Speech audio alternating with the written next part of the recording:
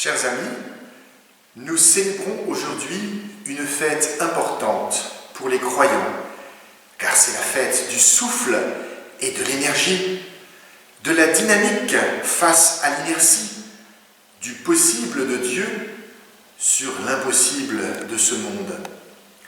La fête de l'Esprit Saint. Et selon nous, cette fête a lieu à 3 niveaux. Sur le plan mondial ou universel, d'une part, sur le plan local ou communautaire, d'autre part, et sur le plan individuel ou intime, enfin. En effet, la fête de la Pentecôte, qui se déroule 50 jours après Pâques, concerne beaucoup de croyants de ce monde, et pas seulement les chrétiens.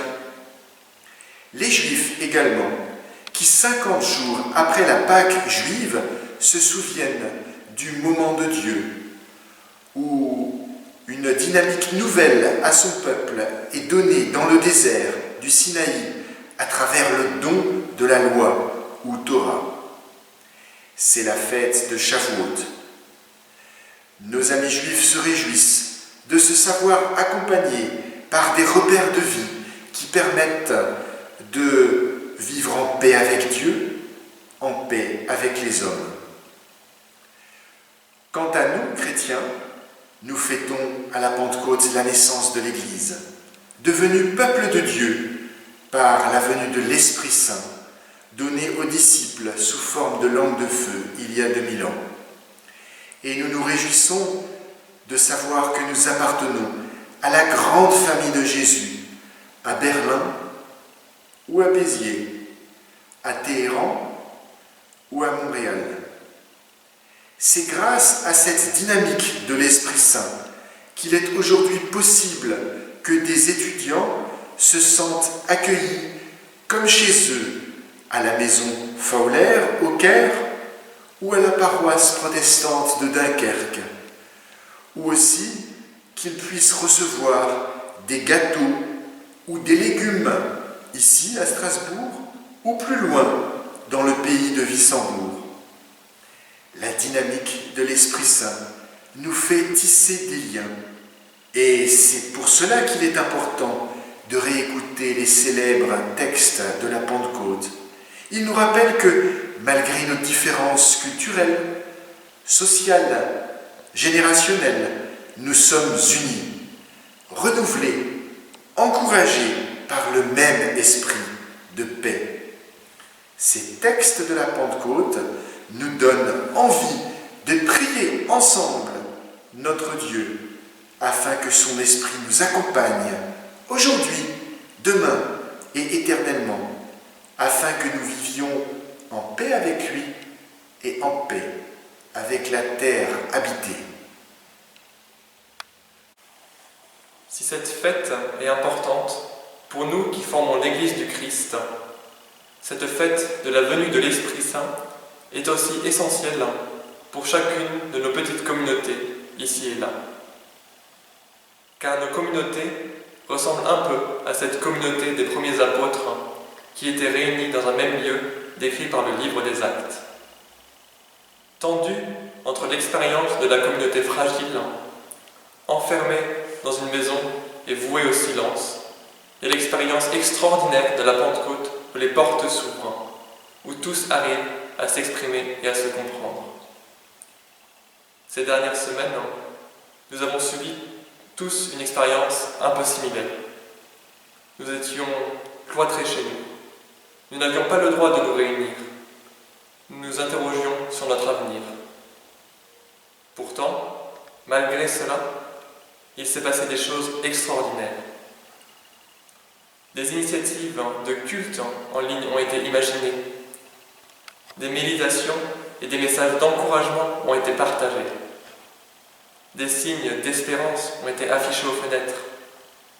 Des chants et prières à plusieurs voix ont été créés. Des moments de communion ont pu avoir lieu. C'est grâce à la technique.